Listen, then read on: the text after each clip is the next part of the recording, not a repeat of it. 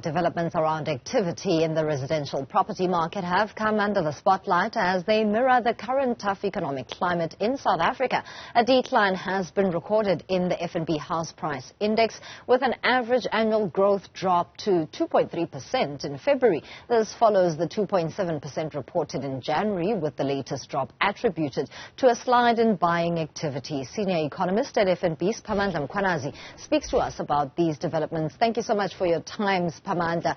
First of all, this is telling of the buying power currently in South Africa. Talk us through this data. Absolutely. Good morning to Ms. and good morning to your listeners, to your viewers.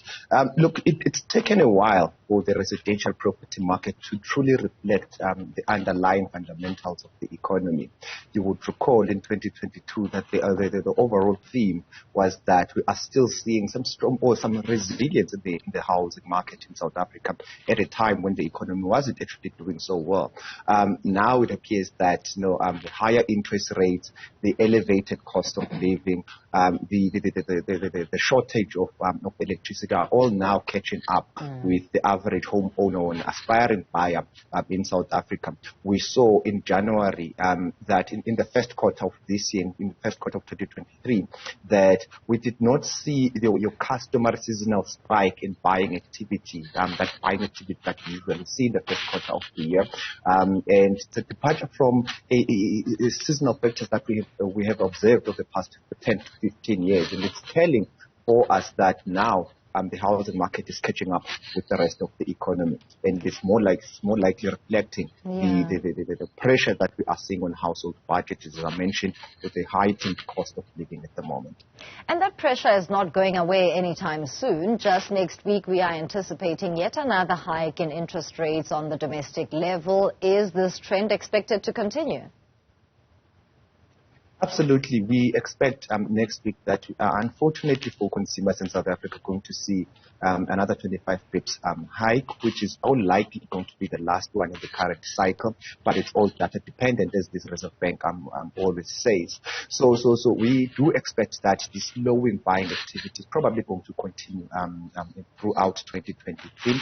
We really only expect to start seeing your marginal buyers, the first-time buyers, coming back into the market, so probably in the second half of 2024, and that's when income as well as interest rates, income start to catch up with inflation, and interest rates start to decline. So around about a year of subdued activity that we expect. I'm so glad that you raised the issue around those new entrants within the property market.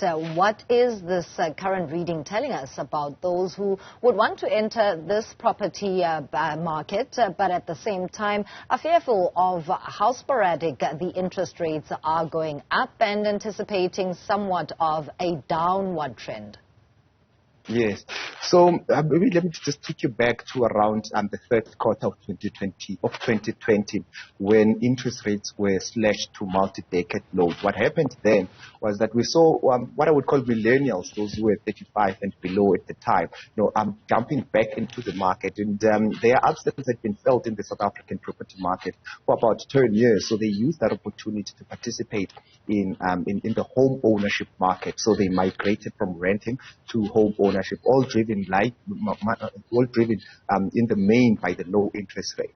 Now, a lot of those had brought forward their buying decisions, and what we are seeing now is that there aren't so many participants, first-time buyer participants, likely because, number one, a lot of them had brought forward their buying decisions at that time, and secondly, the level of interest rates dissuades them from participating, and the uncertainty on how high interest rates are going to go. And the third thing is that we really haven't seen new employment being created, and the employment that is being created, new employment that is being created at the moment, is more like your part-time workers, more your informal market that is driving the recovery in the labor market. So with the migration of those buyers then, we haven't created new demand, and as a result, we aren't seeing the kind of participation we would like to see from first-time buyers at the moment.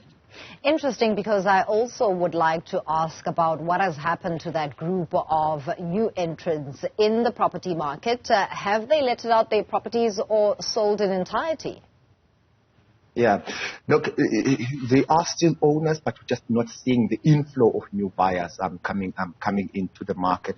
So for us to see those levels recovering to levels that that are at standard with what we are seeing elsewhere in the world, we really have to see unemployment declining significantly, or new employment being created, new quality employment being created. And as I mentioned, at the moment, it's not the kind of employment that would drive demand for mortgages at the moment. The standard there tends to be a little bit higher, and the labor market has lagged a little bit insofar as that is concerned. We did also see landlords disposing of their properties as a result of this migration I just spoke about, and partly that has played a role in weighing on house prices. As you know, as more suppliers of property come into the market to sell their properties, it gives a buyer a bit more purchasing or a bit more negotiating power. So they were able to negotiate down those prices, and all of that played in part to the downside, to the downward trend in house price growth that we are currently seeing. But Dumisang, I would like to point out that as much as we are seeing these pressures, it isn't Armageddon as yet. We still see some decent growth in house prices in some regions of South Africa. For instance, in the Western Cape, George, outside Cape Town even, we are seeing that playing from a demand side of things, with demand responding to the migration patterns that we are seeing, people moving from the inland to the Western Cape. But we are also seeing new investment following those people. So we are seeing at the moment the new construction, really a majority of it is taking place. New construction of new houses is taking place in the main in the Western Cape. So it's not all doom and gloom. There are some regions in the country that are seeing a completely different property market to what everyone else in the country is observing at the moment. Allow me to ask you about the impact of this new trend that we are seeing, given the energy crisis in South Africa, where the property market, particularly at a construction level with new properties, is seeing solar power becoming part and parcel of that particular entity that you are buying. Yes, no, absolutely. We are seeing that. Results of the FNB Building Confidence Index suggested that almost all activity that is taking place at the moment has got to do with households as well as corporates, putting measures to counteract the impact of these electricity shortages. We are also seeing financial products following suit. At the moment, you would see that the average mortgage loan, for instance, continues to increase, whereas house price growth is actually declining, and we attribute that to lenders as well as buyers alike, asking a little bit more than just the purchase price of the property, and that is in preparation for installing solar in their properties. So as much as demand is there, we are also now starting to see financial products following suit, and we are seeing that playing out in the average mortgage that is being underwritten at the moment. Thank you for your contribution, Senior Economist at FNB. That's Siphamandla Mkhwanazi talking to us about developments in the property sector. There's a decline, but as he said, it's not all doom and gloom.